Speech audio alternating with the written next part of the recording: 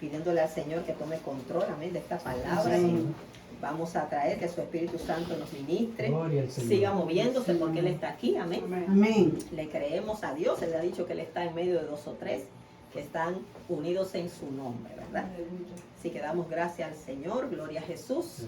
Bendecimos tu nombre, Señor, te seguimos adorando, te seguimos bendiciendo, exaltándote. Padre, tú eres bueno, para siempre es tu misericordia, tu verdad por todas las generaciones. Padre, síguete glorificando en esta noche, sigue ministrando cada vida que está en este lugar. Señor, háblanos de forma personal y directa, que podamos tomar esa palabra, asimilarla, ponerla por obra. Tu Espíritu Santo siga trabajando en cada corazón y en cada vida, Padre. Oh Dios, trae convicción, trae arrepentimiento, trae quebrantamiento, revela a Cristo a cada uno de nosotros, Señor. Te damos toda gloria, oh Dios, en el nombre de Jesús. Amén. Gloria al Señor. Vamos a buscar la palabra del Señor. Vamos a leer en Efesios capítulo 4, versículos 1 al 6. Amén. Efesios 4, 1 al 6. Gloria al Señor. Me dejan saber cuando lo tengan. Amén. Gloria a Dios, dice así la palabra, en el nombre del Padre, del Hijo y del Espíritu Santo. Amén. Yo pues, preso en el Señor, os ruego que andéis como es digno de la vocación con que fuisteis llamados, con toda humildad y mansedumbre, soportándoos con paciencia los unos a los otros en amor, solícitos en guardar la unidad del Espíritu en el vínculo de la paz.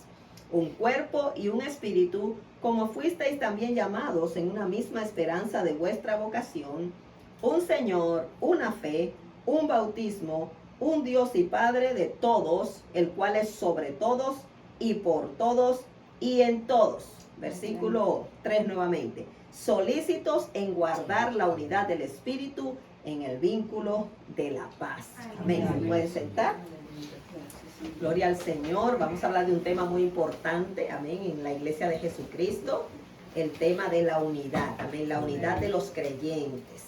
¿Y por qué traemos este tema? Porque lo mejor es cuando somos pequeños, buscar unirnos es más fácil, ¿verdad? Cuando somos pequeños.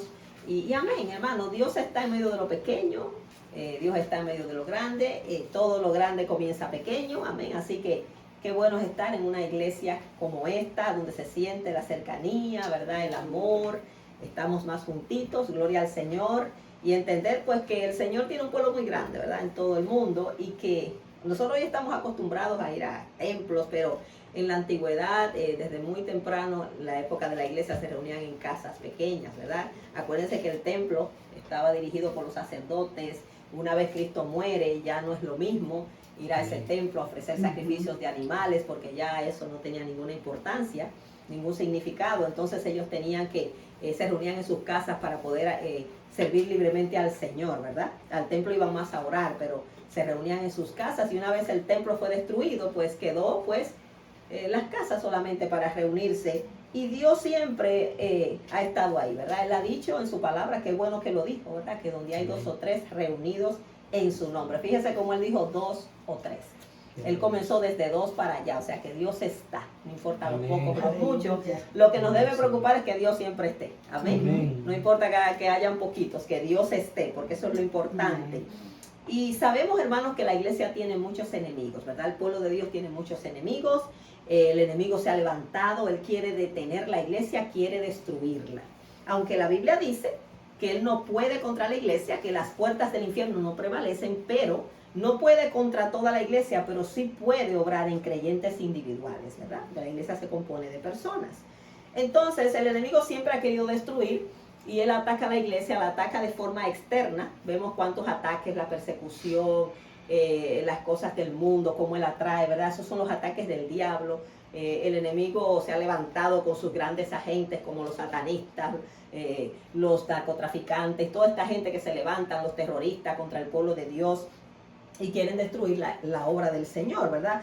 Pero también tenemos que tener en cuenta que no importa que el infierno ruja, el enemigo no puede, ¿verdad? Amén. Y esos ataques externos no son tan peligrosos, no logran mucho. Lo triste es los ataques internos. También el diablo se las averigua, ¿verdad? Para atacarnos internamente. ¿Y cómo él lo hace? Pues de forma muy sutil, de forma muy engañosa. Y una de las cosas más peligrosas que puede enfrentar la iglesia, que sí puede hacer gran daño y gran ruina, es la falta de unidad. Amén. Cuando no hay unidad en el pueblo de Dios. Porque eso sí que causa una gran ruina. Amén. La palabra división, que cuando no hay unidad, pues a veces hay división, significa dos visiones, dos maneras de pensar diferentes, ¿verdad? Y el Señor nos mandó a pensar lo mismo en cuanto a Él, ¿verdad? Su palabra. Yo sé que somos personas de diferentes nacionalidades, nos cuesta, a veces no nos entendemos ni nosotros mismos, imagínense poder aprender a pensar como otra persona, pero hay que entender que nos debemos unir en lo que tenemos en común, ¿verdad? En la palabra. Y aquí es nosotros, cada quien queriendo sujetarse a la palabra. Y si todos vamos por la palabra, pues nos cedemos, ¿verdad? Hoy en día la gente exige mucho los derechos, pero nosotros lo que tenemos son responsabilidades delante de Dios. Amén. Derechos los tiene el Señor. Nosotros tenemos responsabilidades. Gloria al Señor. La unidad genera poder. Amén. Te he oído mencionar esa frase, ¿verdad? Que unidos venceremos. La unidad genera poder. En la unión está la fuerza. Amén. Pero también la debilidad que trae debilidad, trae destrucción, trae ruina, trae caída. Entonces, si la unidad genera poder, la división va a traer todo tipo de caos. Y en la división está la ruina, lamentablemente. ¿Por qué es tan importante la unidad en la iglesia, verdad? Porque esto es un tema súper importante. ¿Por qué? Primeramente porque Jesús habló de esto. Nuestro Señor Jesús nos advirtió. En Marcos 3:24, yo tengo los versículos aquí copiados, o sea que usted lo puede escuchar. El Señor nos habló tantas cosas que son tan importantes, hermanos. Y yo siempre digo, lo que Jesús dice, miren, póngales máxima atención, porque ese es nuestro Señor, la cabeza de la iglesia. Cristo dijo en Marcos 3:24 en adelante, que una casa dividida no puede permanecer y se va a caer. Dice en Marcos 3:24 al 25, si un reino está dividido contra sí mismo, tal reino no puede permanecer. Y si una casa está dividida contra sí misma, tal casa no puede permanecer. Aquí nos habla de algo grande. Un reino es una cosa muy grande, es una unión de pueblos, ciudades.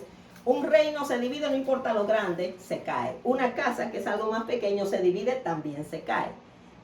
Se supone que sea más fácil mantener la unidad cuando somos menos, pero si empezamos desde pequeñitos, ¿verdad? Y lo hacemos una norma, se va haciendo más posible la unidad, pero se empieza desde lo pequeño.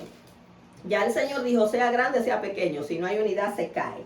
En Lucas 11:17 el Señor dijo, todo reino dividido contra sí mismo es asolado. Asolado significa arrasado, derribado, y una casa dividida contra sí misma se cae. Entonces todo reino dividido contra sí mismo va a ser destruido y toda casa dividida se cae. Yo creo que nadie quiere que se caiga, ¿verdad? Lo que está construyendo. Gloria al Señor. Entonces Cristo dijo que debemos estar unidos porque si no se nos cae la casa, se nos cae el reino. También dijo el Señor que debemos estar unidos como Él está unido con el Padre. O sea, la unidad es un mandato del Señor. Si usted va conmigo a Juan 17, esta fue una oración que Jesús hizo. Voy a quitar esto ya que me dio calor. Gloria al Señor. En Juan 17:20, versículos 20 al 23. Mire lo que Jesús dice aquí. El Señor está orando por la unidad. Mire qué importante que Jesús oró por esto. Juan 7:23, dijo el Señor, mas no ruego solamente por estos, sino también por los que han de creer en mí por la palabra de ellos, para que todos sean uno, como tú, oh Padre, en mí y yo en ti, que también ellos sean uno en nosotros, para que el mundo crea que tú me enviaste. Fíjese, el Señor está diciendo aquí, Él está orando por sus discípulos que están ahí cerca de Él, pero Él dice, no solamente oro por ellos, sino por los que van a creer por la palabra de ellos. Ahí estábamos incluidos nosotros, testimonio de los discípulos. ¿Cuál era la oración de Jesús? Para que todos sean uno. ¿Y cuál es el ejemplo de la unidad? El Padre y el Hijo, ¿verdad? Como ellos, aunque son dos personas separadas, son uno en propósito. Son uno en esencia, aunque son separados, pero están unidos en el mismo pensar, en el mismo deseo, ¿verdad? ¿Qué es lo que quiere el Padre? Salvar las almas. El Hijo también lo quiere, el Espíritu Santo también lo quiere. Entonces Él está hablando ahí que la unidad, el ejemplo de unidad nos la da el Padre y el Hijo. Y dice ahí que también ellos sean uno en nosotros, para que el mundo crea que tú me enviaste. Luego le dice, la gloria que me diste yo les he dado, para que sean uno, así como nosotros somos uno. Vuelve y recalca, yo en ellos y tú en mí, para que sean perfectos en unidad, para que el mundo conozca que tú me enviaste y que los has amado a ellos como también a mí me has amado. El Señor dice, la gloria que tú me diste, yo se las di a ellos. ¿Cuál es esa gloria que el Señor nos dio? La gloria es la presencia del Señor, su misma presencia. Cuando el Señor quiere manifestar su gloria, Él quiere manifestarse a su pueblo para que su pueblo le conozca. Y la presencia del Espíritu estaba en Jesús y Él la pasó a su pueblo. O sea, el Espíritu Santo es el que va a hacer posible esa unidad. Tenemos algo en común, ¿verdad? A veces nos enfocamos en lo que tenemos en diferente, pero como pueblo de Dios tenemos un mismo Espíritu. Amén. Entonces el Señor nos ha dado su Espíritu para que por medio del Espíritu podamos andar en unidad. Y algo que me llama la atención acá es que dice el Señor en el último versículo, el 23, yo en ellos y tú en mí, para que sean perfectos en unidad. Oiga, perfectos en unidad, para que el mundo conozca que tú me enviaste y que los has amado a ellos como también a mí me has amado. El Señor está diciendo, si ellos están en esa perfecta unidad, que es la que está en la Trinidad, el mundo va a saber que tú me enviaste. O sea, ¿cuál es el fruto de la obra del Señor? De lo que Jesús vino a hacer somos nosotros. Él vino a salvar las almas, amén. Él vino a edificar una iglesia y la iglesia debe tener el carácter de Cristo y debe tener la gloria de Cristo. ¿Cuál es la gloria de Cristo? El Espíritu Santo. Y debemos reflejar ese carácter para que el mundo vea que tú me enviaste y que ellos reflejan mi carácter. Amén. Entonces la unidad es muy importante. ¿Por qué? Porque el Señor dijo que toda casa dividida se cae, no permanece. También Él oró por esa unidad. No solamente dijo que debíamos estar unidos, Él oró para que eso sea posible. En esa oración usted y yo estamos ya incluidos. Y también la unidad es un mandato de Dios para su pueblo. La unidad no es una opción, hermanos. Si leemos nuevamente en Efesios 4, donde comenzamos a leer, el apóstol Pablo, que estaba preso cuando escribe esta carta, dice de esta manera, yo pues, preso en el Señor, o sea, por causa del Señor, es lo que está diciendo, os ruego, mire cómo él habla, les ruego que andéis como es digno de la vocación con que fuisteis llamados. Anden como es digno de la vocación de ustedes. La vocación ahí significa con el propósito por el cual ustedes fueron llamados. Anden como dignos de ese propósito. ¿Y cuál es ese propósito? ¿Usted sabe el propósito para el cual usted y yo fuimos llamados? Para ser como Cristo. Para ser como Cristo, ese es el propósito. Romanos 8:29 dice que a los que Dios llamó, a los que antes conoció, también los predestinó para que sean conformados a la imagen de su Hijo. Amén. Dios quiere que nosotros seamos como Cristo. En Juan 13:15 el Señor dijo, ejemplo os he dado para como yo hice, ustedes también hagan. Y en Filipenses 2:5 dice que haya en nosotros el mismo sentir de Cristo Jesús. Entonces lo que quiero enfatizar acá es que fuimos llamados con el propósito de reflejar a Cristo en nuestras vidas. Que nosotros menguemos y Él crezca. Ahora, ¿cómo era Cristo? Entonces viene la pregunta, para yo saber si Cristo se está viendo en mí. ¿Qué dijo Jesús en Mateo 11:29? ¿Quién se acuerda? Llevad mi yugo sobre vosotros y aprended de mí, que soy manso y humilde de corazón, y hallaréis descanso para vuestras almas. ¿Cómo era Cristo? Manso y humilde de corazón. Y como Él era así, amén, era amoroso, era perdonador, amén, amaba a sus enemigos. Entonces usted y yo estamos llamados, fuimos llamados a ser conformados a la imagen de Cristo. Si usted se da cuenta, volvemos a Efesios 4, que luego que el apóstol dice que debemos andar como es digno de la vocación, como fuimos llamados, en el versículo 2 dice, con toda humildad y mansedumbre. Rápido menciona esas dos características que están en Cristo. Él dijo que es manso y humilde. Entonces él dice, con toda humildad y mansedumbre, soportándoos con paciencia los unos a los otros en amor. Vemos cómo dice acá, con toda humildad y mansedumbre. Mire, yo le aseguro a usted que si en nosotros hay humildad y mansedumbre, nos vamos a llevar bien con la gente. Y ahí dice, soportándoos unos a los otros en amor. Somos humildes, somos mansos y vamos a soportar. Son palabritas, ¿verdad? Que la gente a veces no le gusta. Y a veces dice, manso pero no menso. Sí, pero le voy a decir una cosa. Con toda humildad y mansedumbre. ¿Qué es ser humilde? Cuando hablamos de ser humilde, ¿verdad? A veces ser humilde lo asociamos con el estatus social de la persona, que si son pobres, ellos son gente humilde, no necesariamente. Hay gente pobre, hermano, orgullosísima y altanera, mire, y difícil. Como hay gente rica también así, hay gente rica que puede ser humilde. Entonces, la humildad no va en el estatus ni en las ropas siquiera. La humildad es una actitud del corazón. Amén. La persona humilde es una persona primeramente que reconoce su gran necesidad de Dios. Que entiende que no puede vivir sin Dios y que si está de pie es porque Dios lo levanta y que si estamos aquí es por su misericordia, que yo no me merezco nada, yo solamente estoy aquí porque Dios tuvo misericordia de mí. Yo no puedo hacer nada sin Dios, yo no soy nada sin Él, yo no tengo nada sin Él, todo lo que tengo proviene de Dios. Si Él me da algo, amén, es por su misericordia. Si tengo, ¿verdad?, suficiente o tengo aún más de lo que necesito, es su misericordia. Todo proviene de Dios. Reconocemos a Dios en nuestras vidas. Sin Dios somos polvo. Del polvo somos y al polvo volveremos. Entonces, sin Dios somos nada. Una persona humilde es una persona que se deja dirigir, que es sumisa. Amén. Se deja guiar. ¿Verdad? Hay gente que se cree sabio en su propia opinión, no se deja dirigir y siempre cree tener la razón. Hay que tener cuidado con eso. Una persona humilde es una persona que nunca ve a los demás por encima, por debajo de su hombro. ¿Por qué? Porque entiende que todos somos iguales delante de Dios. Todos somos seres humanos hechos del mismo material. Aquí no hay nadie de oro ni de diamante. Todos somos del polvo. Y todos somos igualmente pecadores delante de Dios. Amén. Aquí no hay nadie justo ni nadie con alas. Todos estamos batallando con el pecado. Amén. Y una persona humilde es una persona que reconoce sus faltas. Ahí es que yo más mido la humildad, hermanos, porque a veces no somos quizás orgullosos que nos andemos creyendo más que el otro, pero somos tercos, mire. Y cuando nos reconocemos, cuando se nos dice algo rapidito, no, pero tú eres así, no, pero tú eres peor, y comenzamos por ahí, ¿verdad? Hermanos, qué bueno es reconocer, todos tenemos algo, nadie aquí está perfecto, ¿verdad? Dios está trabajando con todos. Y la misma paciencia que Dios me tiene a mí, yo se la debo tener al otro hermano. Dios está trabajando conmigo, amén. Entonces, Dios nos llamó fue para orar los unos por los otros, amén.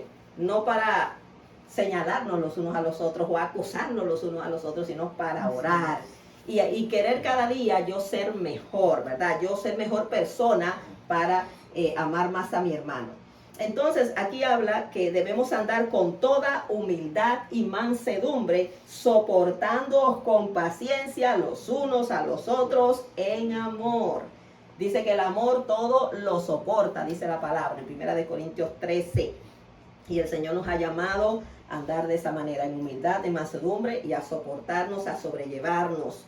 Amén. Y luego nos dice en Efesios 4:3 que seamos solícitos en guardar la unidad del Espíritu en el vínculo de la paz.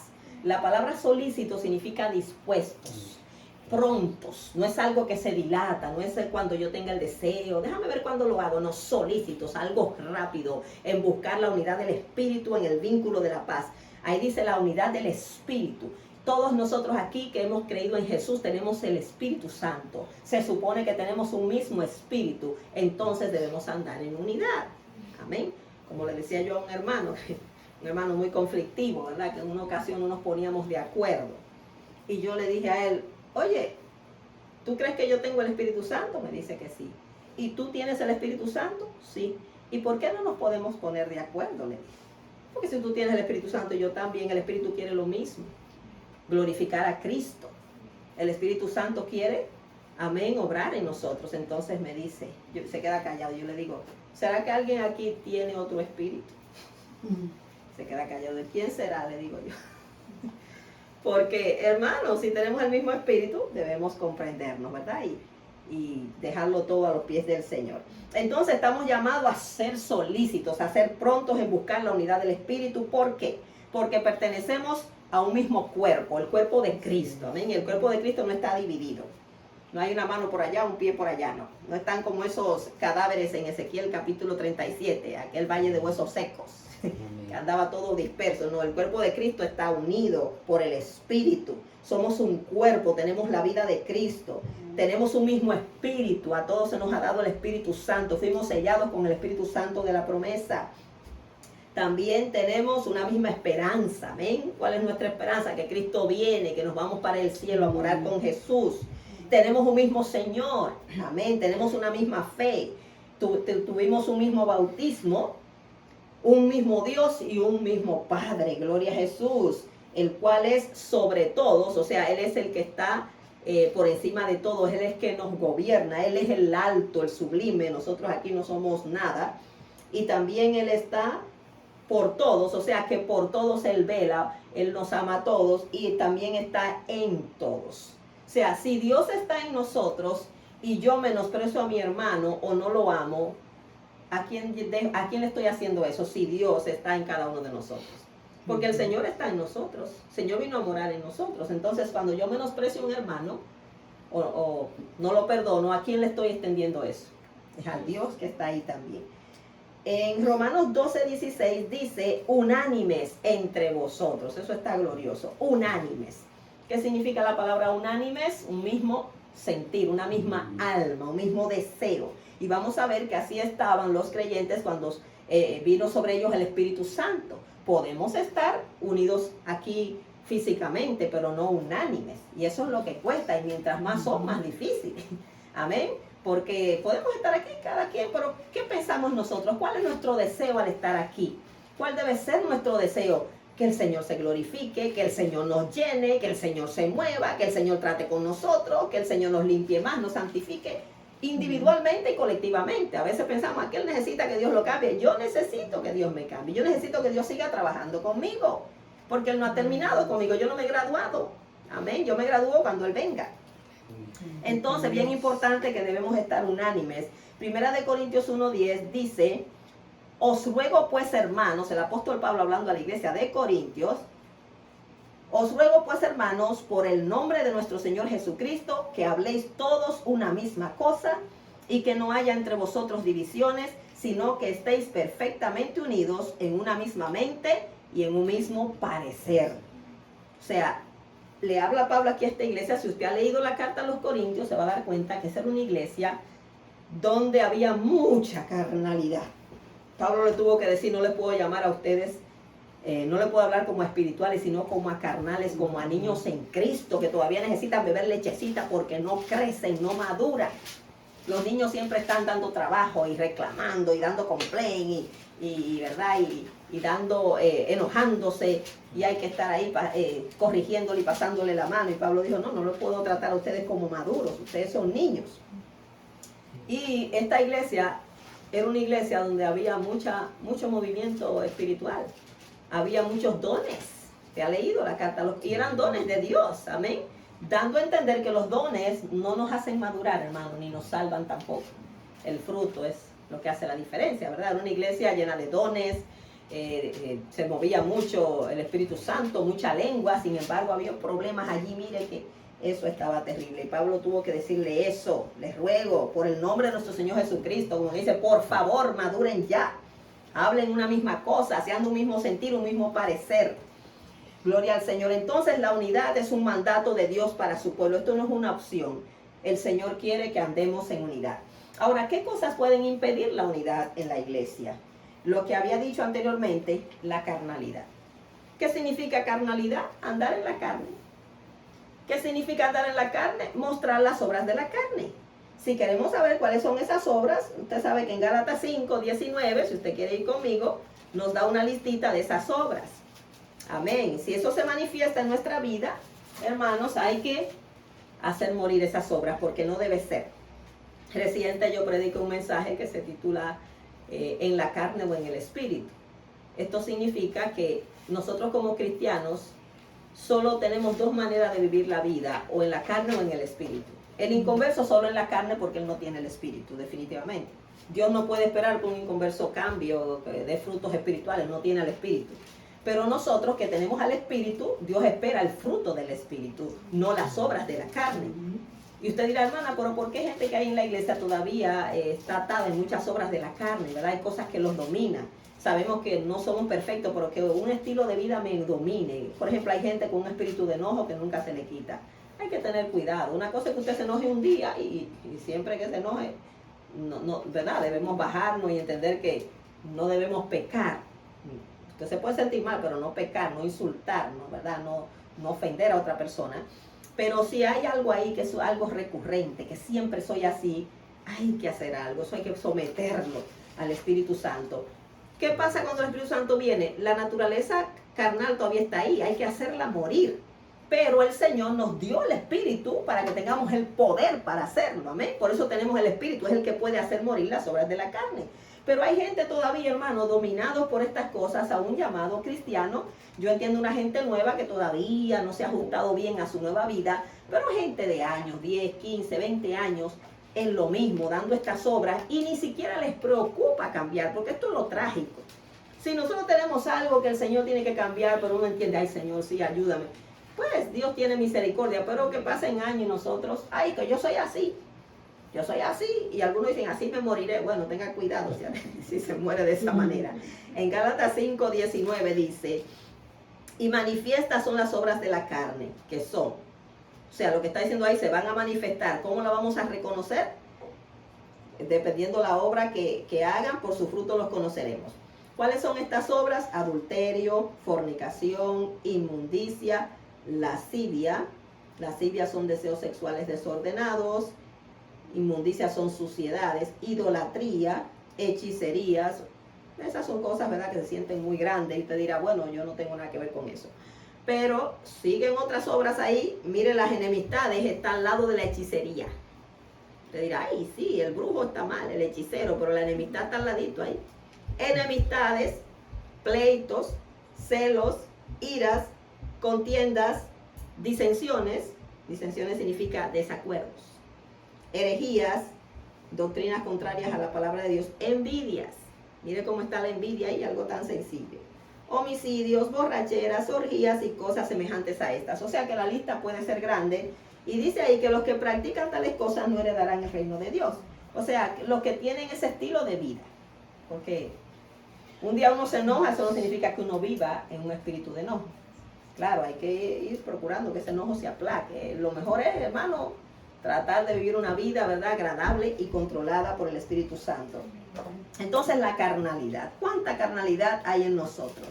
En 1 Corintios 3:3, el apóstol Pablo le dice esto a los corintios.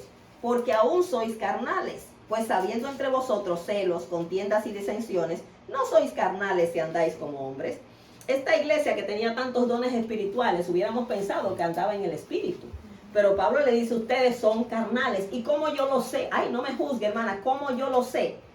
Pablo le dice, pues habiendo entre vosotros celos, contiendas y desacuerdos, no sois carnales si andáis como hombres.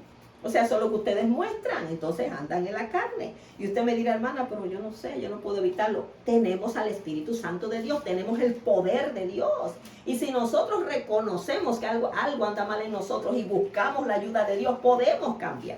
El problema es que no lo reconocemos, hermanos. Y muchas veces nos justificamos o decimos, es que aquel me hizo, me hace pecar, es que aquel es que me altera. No, hermano, esto es algo individual. Entonces la carnalidad puede impedir la unidad en la iglesia, porque el carnal anda con celos, con contienda, con divisiones, con desacuerdos, y no quiere unirse a su hermano. También el espíritu de juicio. Si usted va conmigo a Mateo 7, ¿qué significa el espíritu de juicio? Que siempre estamos viendo los defectos de los otros. Ay, aquel anda mal, aquel anda así. Hay que tener cuidado. Mateo 7:1 dice, no juzguéis para que no seáis juzgados, porque con el juicio con que juzgáis seréis juzgados, y con la medida con que medís os será medido. Ok, cuando dice aquí no juzgar, no es que uno puede ver el defecto de otra persona, y déjeme decirle que uno lo ve más claro que el de uno. Mi mamá dice siempre, los ojos solo ven para afuera, pero no se ven a sí mismos. Entonces, la gente, claro, es más fácil yo ver el defecto de otra persona que el mío. Y ahí hay que tener cuidado. Cuando la Biblia nos habla de no juzgar, es de no estar condenando o señalando, ¿verdad? Porque solo Dios conoce los corazones. Ahora, hay un juicio espiritual. El espiritual todo lo juzga, significa que puede evaluar las cosas de acuerdo a la palabra y dar un diagnóstico, decir, por ejemplo, mira, según el fruto, esta persona anda en la carne. Pero ¿para qué hacemos ese juicio o ese discernimiento? Es para orar. déjame orar, déjame aconsejar a mi hermano. No es para decirte, vas para el infierno. O sea, ese juicio que el Señor se refiere a condenar. Nosotros no somos quienes para mandar a nadie al infierno, ni debemos ni podemos. O sea, Dios quiere que seamos amorosos y si vemos que una persona anda mal, que intercedamos por la persona. Ahí dice, con la misma medida que medimos, nos van a medir a nosotros. ¿Qué significa esto? Si usted es una persona que siempre está enjuiciando a otro, usted lo va a enjuiciar todavía más fuerte el Señor. Lo que usted siembra, eso cosecha. Usted siembra eso, a usted también le van a medir con la misma medida. Pero si usted es una persona que perdonadora, una persona que intercede, déjame interceder por esa vida, amorosa, pues que usted va a recibir lo mismo que usted da. Amén. Si damos amor, recibiremos amor. Si perdonamos, recibiremos el perdón de Cristo. Y el Señor lo que quiere es que intercedamos y no que acusemos. Satanás es el que acusa y él no necesita ayuda porque él hace su trabajo muy bien. Entonces, aquí nos advierte en el versículo 3, Mateo 7:3, ¿y por qué miras la paja que está en el ojo de tu hermano y no echas de ver la viga que está en tu propio ojo? Una paja, pues, es una cosita pequeña, ¿verdad? Quizá un residuo de la madera. Y la viga es el palo completo. Entonces, la persona, como tiene una viga, no se ve a sí misma, sus defectos, pero puede ver la pajita que tiene el otro. Y queremos corregirle al otro la paja, pero nosotros tenemos una viga. Versículo 4, ¿o cómo dirás a tu hermano, déjame sacar la paja de tu ojo, y he aquí la viga en el ojo tuyo? Esta palabra es fuerte, pero está ahí, hipócrita. Saca primero la viga de tu propio ojo, y entonces verás bien para sacar la paja del ojo de tu hermano. O sea, vemos defectos en nuestro hermano, vamos a orar. Y dice la Biblia que podemos corregir cuando nosotros estemos en obediencia. Y una corrección con mansedumbre, no sea que yo mismo también peque y quiera que conmigo tengan misericordia, ¿verdad? La cuestión es que si vemos cualquier cosa en nuestro hermano es para orar, para ayudarle, para si le vamos a decir algo es para, ¿verdad?, mostrarle el amor de Cristo, pero nunca, hermanos, para nosotros señalar y condenar, porque como alguien decía, cuando yo señalo, allá yo tengo 3 dedos que me están señalando a mí, ¿ves? Tengo uno por allá, pero, o sea, todos estamos en esta lucha, aquí no hay nadie perfecto, nadie es santo con alas, todos pisamos la tierra y todos necesitamos orar los unos por los otros. Entonces hay que tener cuidado con el juicio. Otra cosa que evita la unidad es la rebeldía en la gente, la falta de sometimiento, de cómo hay personas que dicen, yo no me someto a hombre. El que no se somete a hombre no se somete a Dios, porque Dios puso las autoridades, ¿verdad? Y si una persona nos guía por la palabra, pues debemos obedecer la palabra, no al hombre, pero sí a la palabra que predica. La Biblia nos manda a someteos unos a otros en el temor de Dios, ¿verdad? En Efesios 5:21. En Hebreos 13:17 nos habla de que debemos obedecer a nuestros pastores y sujetarnos a ellos porque ellos velan por nuestras almas. Lamentablemente nos ha tocado vivir un tiempo difícil, hermano. Mucha gente, aunque se llama cristiano, les soy bien honesta, ellos viven su propio evangelio. ¿Por qué digo esto? Porque la gente no se deja pastorear, no se afirma, hace lo que quiere, a veces va a la iglesia. Hay gente que solo tiene pastor para cuando tiene problemas. Yo digo a los hermanos, pastor, tengo un problema, y hay de uno si le falla. Pero ese miembro no aparece, no se sabe de él, no se compromete, no tiene ningún tipo de responsabilidad, pero, o sea, ellos le fallan a uno continuamente, pero hay de uno si no le falla. Entonces, no, hermano, aquí nos debemos el uno al otro, ¿verdad? Dios nos quiere fieles a la iglesia donde estemos, donde Dios nos haya puesto, y también que no seamos hermanos, que le demos trabajo a nuestros líderes, como decía alguien, sino que trabajemos con ellos. En vez de darle trabajo, vamos a trabajar con ellos. Entonces, lamentablemente hay un tiempo muy difícil donde cada quien se pastorea a sí mismo, pero no es así, ¿verdad? Tenemos líderes espirituales que dice ahí que velan por nuestras almas. Amén. Entonces, ¿cuáles cosas pueden querer impedir la unidad? La carnalidad. Dios nos guarde de la carnalidad, el espíritu de juicio y también la rebeldía. Como siempre digo, ¿quién es el rebelde? El ejemplo de rebeldía en la Biblia, Satanás. Jesús es manso y humilde, Satanás es rebelde y orgulloso. Cuando nosotros somos rebeldes y orgullosos, ¿a quién nos parecemos? Si somos mansos y humildes, ¿a quién nos parecemos? A Cristo. Yo me quiero parecer a Cristo, yo no sé usted. Amén. Entonces Dios nos manda a unirnos y a ponernos de acuerdo. Esto es una orden que Dios da. Y nos manda a unirnos en muchas ocasiones. Por ejemplo, en nuestras relaciones con los demás. Él nos manda a unirnos. Romanos 12, 15 y 16 dice: gozaos con los que se gozan, llorad con los que lloran. Hay gente que nada más le gusta gozarse con los que se gozan. Si hay comida y no lo invitan, hay una fiesta, pero cuando hay ayuno y oración y cuando hay funeral para también llorar, no quieren aparecer, hermano. Hay que estar ahí en las buenas y en las malas. Unánimes entre vosotros, no altivos, sino asociándoos con los humildes.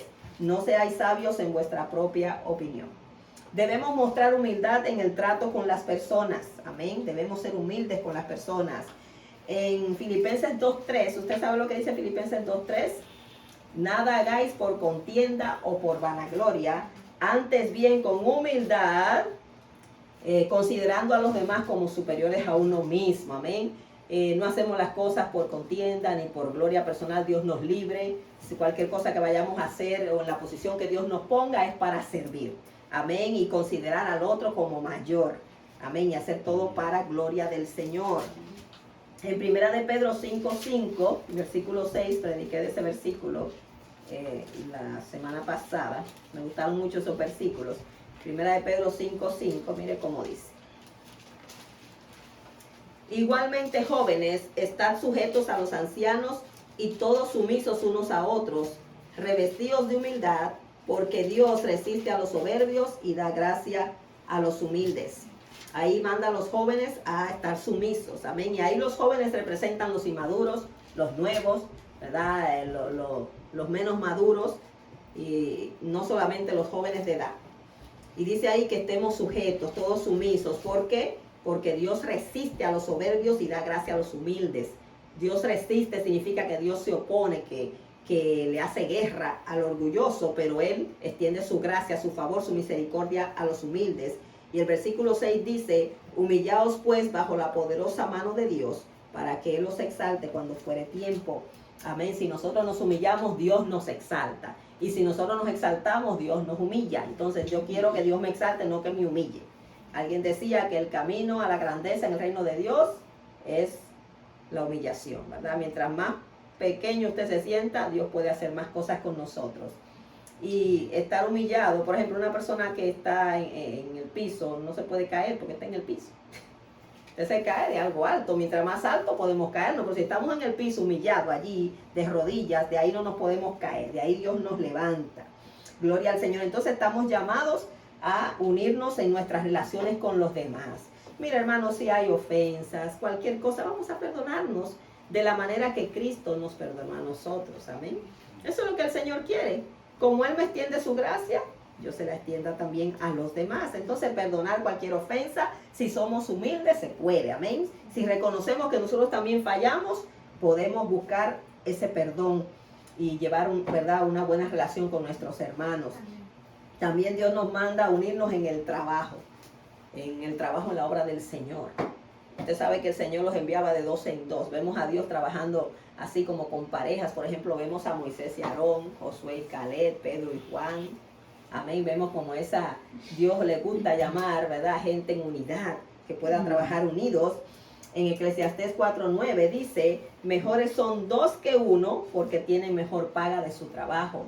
Eso significa que dos pueden lograr más y por eso pueden obtener más paga. ¿Cuál es la paga de nuestro trabajo, hermanos? Las almas. El trabajo que se hace en la iglesia es para que las almas se salven. Y este trabajo no es de una persona en particular, es de todos. Amén. Y si todos quieren que las almas se salven y cooperan para que las almas se salven, Dios, amén, lo puede hacer. Pero que todos tengamos el mismo sentir, el mismo deseo, que las almas vengan al conocimiento de la verdad. Amén. Y que si yo tengo que ceder mi derecho o lo que yo crea que es mi derecho para que un alma se salve, hay que hacerlo. Gloria al Señor. Entonces el Señor nos manda a trabajar unidos. Lamentablemente, como dice la palabra, dijo el mismo Jesús: la mies es mucha y los obreros pocos, ¿verdad? Hay muchos espectadores que nada más van a ver, hay muchos comelones en la obra del Señor, pero pocos obreros. Amén. Estamos llamados a ser obreros. Gloria al Señor. Y también el Señor nos manda a unirnos en la oración. Cuando nos unimos en oración, Dios hace proezas. Mire, el Señor dijo ciertas cosas que tenemos que darle la importancia que tienen. O sea, cuando Dios habló, no habló por hablar. Jesús dijo tantas verdades. Si usted va conmigo a Mateo 18, Mateo 18, versículos 19 y 20. Mire lo que dijo el Señor aquí. La iglesia que ora unida. Mateo 18, 19 al 20. Dice, otra vez os digo que si dos de vosotros se pusieren de acuerdo en la tierra acerca de cualquier cosa que pidieren, les será hecho por mi Padre que está en los cielos. El Señor dice ahí, cuando dos se ponen de acuerdo en orar por algo, claro que está en la voluntad del Señor, lo que quiere decir, será hecho. Hay cosas que Dios quiere hacer, pero queremos nosotros que Él las haga, nos interesa. Por eso que el Señor nos manda a pedir para conectarnos con Él. Él quiere salvar. Nos interesa, oh sí, yo quiero que Dios salve las almas, pero ¿qué estamos haciendo para que Dios salve las almas? Lo primero es orar, ¿verdad? Porque nada sucede en el mundo espiritual si no se ora. O sea, lo primero hay que entender que las almas están ciegas por Satanás. Debemos orar para que el Señor abra sus ojos, para que el Señor quite la ceguera, orar por la dureza de corazón. Mire, déjeme decirle que nos ha tocado ministrar un tiempo de mucha dureza, hermano. Qué dura está la gente. Pero usted orar. Oía un testimonio del campo misionero. A mí me gusta mucho ver esos testimonios porque es que le llenan a uno de fe. A veces decimos, ay, Dios no está haciendo nada, no está haciendo quizá aquí, pero está haciendo en otro lado. ¿Y por qué? Porque estamos llenos de incredulidad y llenos de pereza también. Y esta hermanita decía, una hermanita en Liberia, una nación africana, en un lugar, una aldea donde dominaba el islamismo. Una mujer dijo, yo que no había iglesia ahí, yo quiero que se levante una iglesia. Ella se le metió que ahí tenía que haber una iglesia y se puso a orar y se fue a predicar para allá. Ella hizo un evento al aire libre y se puso a predicar, una mujer.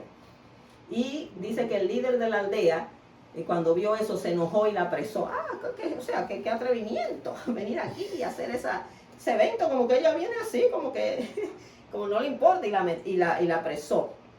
Dice que el hombre inmediatamente hizo eso, cayó enfermo y fue al hospital y el médico le dijo, no hay nada que hacer por ti, te vas a morir. O sea, te lo dejó y te desahuciamos, no hay nada, estás mal. Y cuando la hermana se enteró de eso, fue a orar por él y le dijo, mi Dios te puede sanar. O sea, eso es reciente.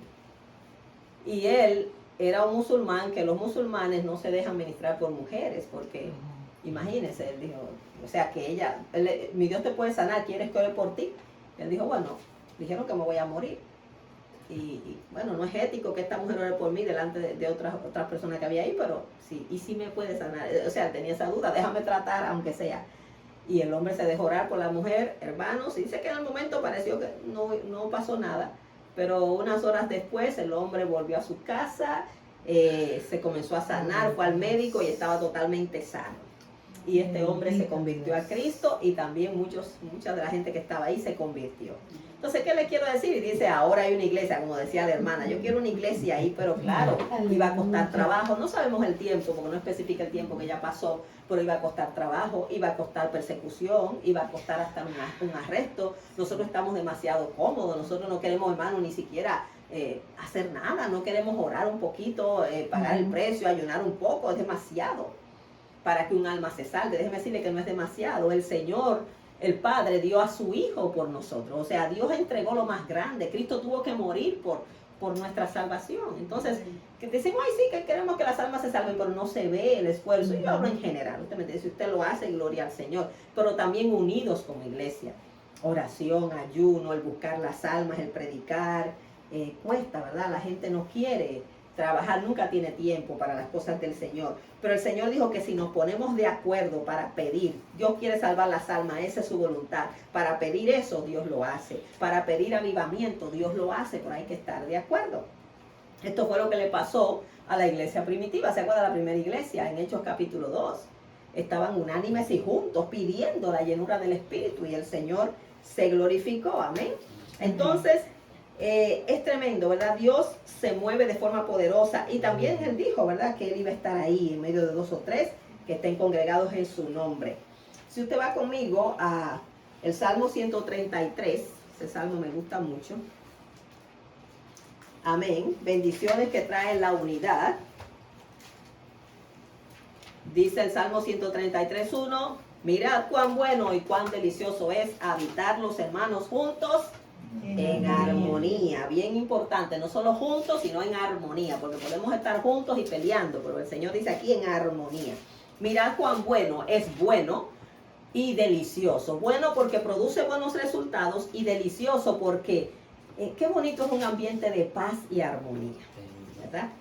Y hermanos, dice la palabra que nosotros le seguimos al Dios de paz y que debemos procurar la paz, ¿verdad? En cuanto dependa de nosotros, procurar la paz.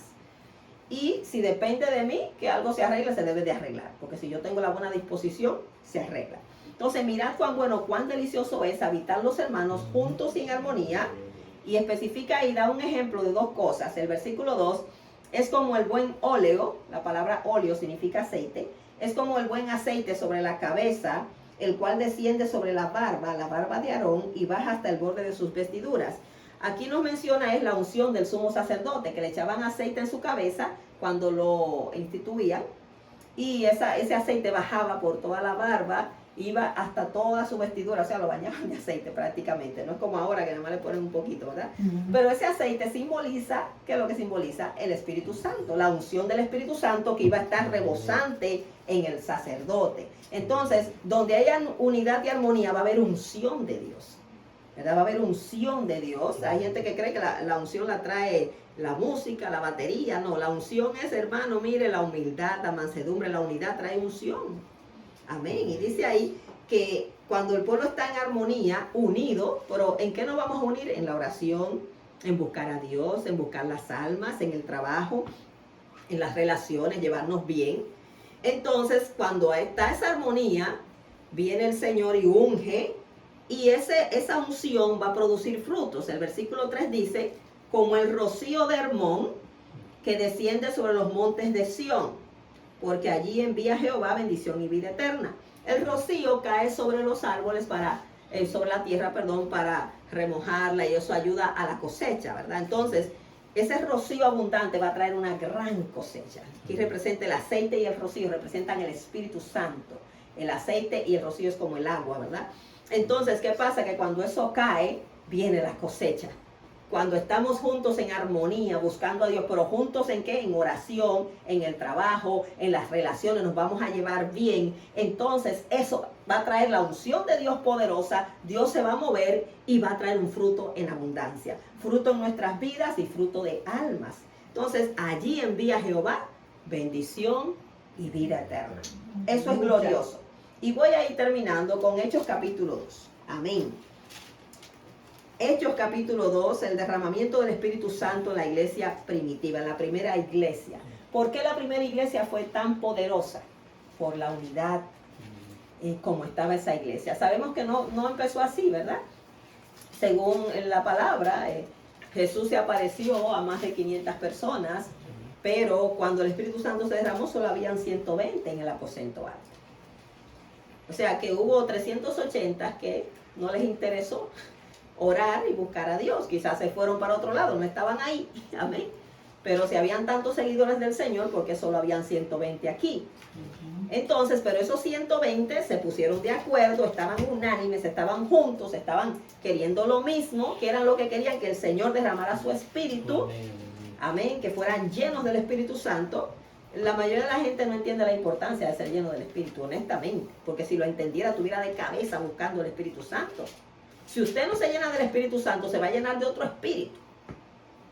Porque o se llena de Dios o se llena de otra cosa. Y nada bueno va a ser.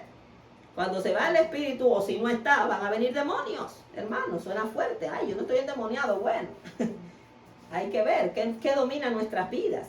Entonces, por eso es que hay que buscar la llenura, para que el Señor tome control y se cierre toda puerta al enemigo. Si el Señor está, mire, rebosando en nuestra vida, no hay demonio que entre. Y los apóstoles sabían que necesitaban ese poder. ¿Por qué? Porque ellos tenían que evangelizar, hacer la obra misionera, pero ellos estaban llenos de miedo porque había mucha persecución. Ellos necesitaban recibir ese poder, ese valor. Y ellos se fueron a orar luego que Jesús les dijo. Algunos se fueron o no estuvieron, pero 120 perseveraron unánimes hasta el final. Dice Hechos capítulo 2, versículos 1 al 4. Cuando llegó el día de Pentecostés, estaban todos unánimes juntos, todos, me gusta esa palabra, unánimes juntos. Qué bueno lograr eso. Y de repente, cuando menos lo pensamos, vino del cielo un estruendo como de un viento recio que soplaba, el cual llenó toda la casa donde estaban sentados. Se oyó un ruido fuerte como de un viento recio, como un huracán que entró allí, llenó toda la casa. Versículo 3, y se les aparecieron lenguas repartidas como de fuego, asentándose sobre cada uno de ellos. Se manifestó como fuego literal allí, sobre sus cabezas, y fueron todos, me gusta esa palabra, todos, llenos del Espíritu Santo, y comenzaron a hablar en otras lenguas, según el Espíritu les daba que hablasen. Fueron todos. ¿Quiere Dios llenar a todos? Quiere llenar a todos. ¿Queremos todos ser llenos? Quisiéramos, ¿verdad? Ese debe ser nuestro deseo de todos, no de algunos. A veces unos jalan para un lado y otro para el otro. No, tenemos que estar unidos en lo que Dios quiere. Dios quiere que seamos llenos del Espíritu. Dios quiere que se predique el Evangelio. Dios quiere que las almas se salven. Nosotros tenemos que estar unidos en el propósito de Dios. Y mire, esto fue algo tan poderoso que había gente que estaba de visita en Jerusalén por la fiesta de Pentecostés, dice la Biblia. Esto no fue en el templo, esto fue al parecer cerca del templo, en una casa. Un aposento alto era como una azotea que usaban para orar. Habían 120, o sea que era un poco grande. Pero al parecer cuando se oyó ese ruido, no sabemos si se veía fuego saliendo, pues vino una multitud de curiosos. ¿Qué está pasando allí? Algo está pasando, allí hay algo sobrenatural. Y cuando llegan, o no sé si fue que Pedro bajó y vio a todo el mundo, ¿verdad?, allí reunido, porque no iban a caber 3,000 personas ahí metidas, porque se convirtieron 3,000, o sea que había una audiencia grande. Entonces viene todo ese gentío y Pedro da su primer mensaje, habla tremendo por el Espíritu de Dios, se convierten como 3,000 personas, pero no era una conversión a medias, hermano. Vamos a ver cómo estas personas se convirtieron ahí mismo en el versículo 41, 2:41. Así que los que recibieron su palabra fueron bautizados, o sea, la palabra que Pedro predicó. Y se añadieron aquel día como 3,000 personas. Y perseveraban en la doctrina de los apóstoles, en la comunión unos con otros, en el partimiento del pan y las oraciones. O sea, que se convirtieron, pero que perseveraban. ¿Qué significa perseverar? Continuaban. Yo veo que la gente se convierte hoy, pero no estudia la Biblia, no se bautiza, no ora. ¿Y qué conversiones son esas? Entonces, convertirse significa, me convertí a Cristo, es que ahora me voy a parecer a Cristo. Perseveraban en la doctrina de los apóstoles. ¿Cuál es la doctrina de los apóstoles? Los evangelios, la palabra que Jesús les dio a ellos para enseñarnos, las epístolas, esas son las doctrinas de los apóstoles. En la comunión unos con otros, o sea que había comunión. Eso es lo contrario de división, ¿verdad? La comunión es lo que nos une en común, la armonía. Había comunión. Perseveraban en el partimiento del pan, algunos piensan que era la Santa Cena, como también ellos tenían comidas fraternales de amor. Amén. Y en las oraciones, bien importante, porque hay gente que le gusta mucho la comida, pero no viene a orar. Usted lo invita a un ayuno, no aparece, no sé si aquí se ve eso, pero usted lo invita a un ayuno, no aparece, pero quieren estar en todas las comidas y en todos los eventos. Entonces, hermano, hay que estar en todo, ¿verdad? En lo bueno y en lo malo, en lo que me gusta, en lo que no me gusta. Dice acá que ellos perseveraban. ¿Y qué sigue diciendo? Mire cómo era la iglesia primitiva. Y sobrevino temor a toda persona, y muchas maravillas y señales eran hechas por los apóstoles. Dios estaba haciendo maravillas, pero ¿cómo estaba el pueblo? ¿Cómo estaban? Todos en el mismo sentir. Todos los que habían creído estaban juntos y tenían en común todas las cosas. Y vendían sus propiedades y sus bienes y los repartían a todos según la necesidad de cada uno. O sea, había gente rica que comenzó a donar para ayudar a los pobres. Y perseverando unánimes cada día en el templo y partiendo el pan en las casas, comían juntos con alegría y sencillez de corazón, alabando a Dios y teniendo favor con todo el pueblo. Y el Señor añadía cada día a la iglesia los que habían de ser salvos. Alguien decía, cuando tengamos la unidad del libro de los Hechos y la oración del libro de los Hechos, tendremos el poder del libro de los Hechos. Pero la unidad, hermanos, cuesta. Tenemos que trabajar por ella. Aquí no podemos darnos el lujo de que estoy enojado, que no voy, que si me hicieron esto, si nos ofendemos, nos pedimos perdón, hablamos en armonía, en amor. Como yo le digo a veces a los hermanos, yo puedo ofender hasta sin darme cuenta. No quiero nunca hacerlo a propósito, Dios me libre de que voy a ofender a María, no. Pero a veces uno ofende sin darse cuenta, ¿verdad? Y después, y a veces uno ni lo sabe, y la persona no se lo dice, enojada con uno y no le habla. Y yo llamo a María, un ejemplo, te cogí de ejemplo, y no me contesta, porque está enojada conmigo, y yo no lo sé, y yo tranquila. Pero si ella me dice, mire, me sentí mal por esto, ay, disculpa, mira, no fue mi intención, perdóname tú a mí también, ya se acabó el problema. Pero Si ella viene y me dice a mí, mire, me sentí mal, pues, no, la que hiciste mal fuiste tú. No, yo no. Tú lo estás tomando por donde no es. Tú eres la que está mal, yo insisto. Porque yo soy perfecta, ¿usted me entiende? Mire, y aunque pensemos que no hicimos nada, perdón, hermano. ¿Usted me entiende? ¿Qué vamos a lograr con insistir mi razón? Se mete el diablo, hermano. Aquí hay que ceder para que Cristo sea glorificado. Aquí no es mi derecho, es el derecho de Cristo. Es lo que el Señor nos mandó a hacer, amén. Y el Señor nos quiere en unidad, en armonía. Mire, si ustedes pequeños, así como están, logran eso, hermano, eso es glorioso. Y así pequeño es que hay que buscarlo. Y no estoy hablando que quizás hayan ustedes malas relaciones, no. Pero quizás no hay la unidad suficiente en la oración, no hay la unidad suficiente en ciertas cosas, amén. O pueden haber malos entendidos también. Yo no estoy hablando por nada en particular. Esto es algo para cada iglesia. Mientras más grande, más difícil que esto se pueda cumplir. Pero así pequeño, mire, se hace una norma. Yo no me voy a dar lujo de estar enojada con nadie. Tengo que aprender también a pasar por alto las ofensas. A veces nos ofendemos por nada. Somos demasiado delicados. Somos como cristales. Decimos, ay, pero hay que tratarlo así con una delicadeza. Allá hay un hermano que hay que tratarlo así, pero él se pasa ofendiendo a medio mundo, pero hay que tratarlo así. Y en una ocasión dice él, una vez que el Señor lo tocó, ay, yo creo que tengo que pedirle perdón a algunos hermanos, porque él es bien brusco hablando, y dice una hermana, a toda la iglesia, hermana. O sea que no era a uno, ¿no? A todos ha pedido usted. Y él cuando cae en cuenta dice, ay, sí, es verdad, pero después, no, a mí me la hacen, y comienza por ella a reclamar de un niño espiritual. Y ya niño con 20 años en el evangelio, eso cansa, hermano. Entonces hay que crecer, hay que madurar, Cristo viene a buscar una iglesia en armonía, en unidad, una iglesia santa. Nos vamos con el Señor. No importa lo que me haga el otro. Yo debo perdonar como Cristo me perdona a mí. Le he sido yo infiel a Cristo. Le he fallado yo a Cristo. Me ha perdonado él tantas veces, ¿verdad? Sin reclamos. Cuando usted viene al Señor no le dice, te voy a perdonar, pero la tercera es la vencida. Te voy a perdonar, pero mira, no lo vuelva a hacer. No, o sea, el Señor nos recibe. Y no importa las veces que fallemos. Siempre que vengamos a Él, hermano, Él nos perdona. Y esa misma gracia, esa misma misericordia hay que extenderla a nuestros hermanos. Mire, hermano, yo sé que usted lo sabe, el Señor viene pronto.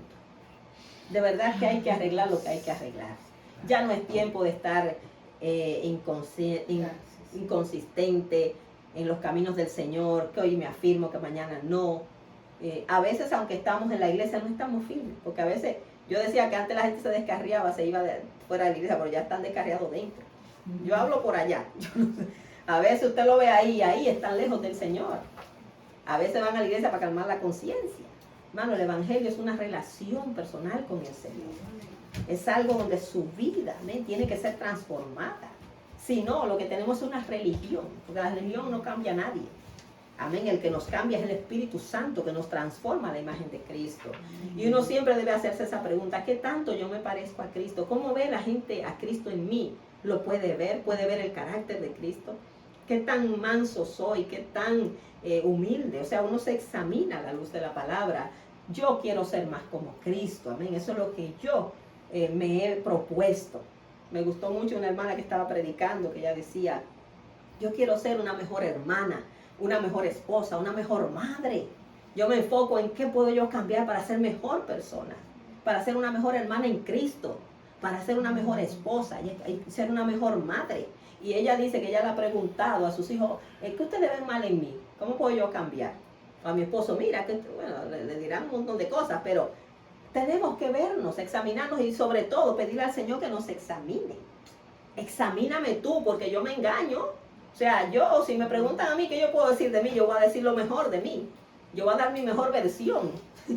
Pero dice ahí, el David le dijo, examíname tú, Señor. Salmo 139, 23. Mírame tú sí me conoces. Yo a ti no te puedo engañar. O sea, y aún hay cosas que uno cree que está bien y están mal. O sea, porque por eso dice, me puedo engañar yo misma. No es que yo quiera engañarlo, es que yo misma estoy engañado pensando que estoy bien. Ahora, cuando nos examinamos a la luz de la palabra, hermano, ¿qué nos queda? Sino ver esas cositas que al Señor no le agrada y decirle, Señor, ayúdame, reconocerlas. Porque eso es otra cosa, que la gente lee la Biblia y parece que ni la cree. Yo no sé usted, pero yo he leído palabras que yo me he tenido que convertir de nuevo. A veces estoy yo preparando un mensaje y me convierto yo primero. Ay, Dios mío, Señor, pero ayúdame, mira esta palabra. Primero le ministra a uno. Y hasta que la palabra no le ministra a uno, uno no puede dársela a otro. Primero es para mí. Cuando Dios llamó a Ezequiel, que vamos a estudiar eso ahora en el instituto, le dijo, cómete el rollo primero, cómetelo tú, asimílalo, que afecte tu vida. Cuando usted se come algo, va a su cuerpo y va a afectar su cuerpo para bien o para mal. Si comió algo que no es bueno para su salud, se la va a dañar, y si comió algo bueno, le va a arreglar su salud. La palabra de Dios es buena, claro está. Nos comemos ese rollo aunque no nos guste, porque a veces la comida saludable no nos gusta mucho. Quizás no es igual, no sabe lo mejor, pero es lo saludable. Esa vitamina que a usted no le gusta es lo saludable, usted la asimila primero. Entonces usted se la va a dar a otro después. Pero no, nos pasamos la palabra dándosela a otro todo el tiempo. Eso es para fulano, eso es para qué. No, hermano, Dios está trabajando con todos. Amén. Y hasta que Él venga, hay que seguir adelante, perseverando, y Él nos seguirá perfeccionando. Amén. Siempre y cuando nosotros nos estemos humillando y buscándole. Yo quiero ser más como Cristo. Amén. Ese es mi deseo. Y como decía esa hermana, quiero ser una mejor persona. Cuando digo mejor, que vean a Cristo en mí. Que yo no tenga ni que abrir la boca y digan, esa es diferente. Esa tiene algo diferente. Y que sobre todo vean el amor de Dios en mí. Amén. Y déjeme decirle que esa es la señal de que somos discípulos del Señor, ¿verdad? No es el don, ay, lo bonito que yo hago unas cosas. Dice Juan 13:35, en esto conocerán la gente que ustedes son mis discípulos, si tuvieran amor los unos con los otros. Dios nos ayuda, hermano, esto es un reto. Amén, pero con la ayuda de Dios, si nos proponemos, podemos, en el nombre de Jesús. Amén, póngase de pie, vamos a orar, gloria a Jesús, esto es un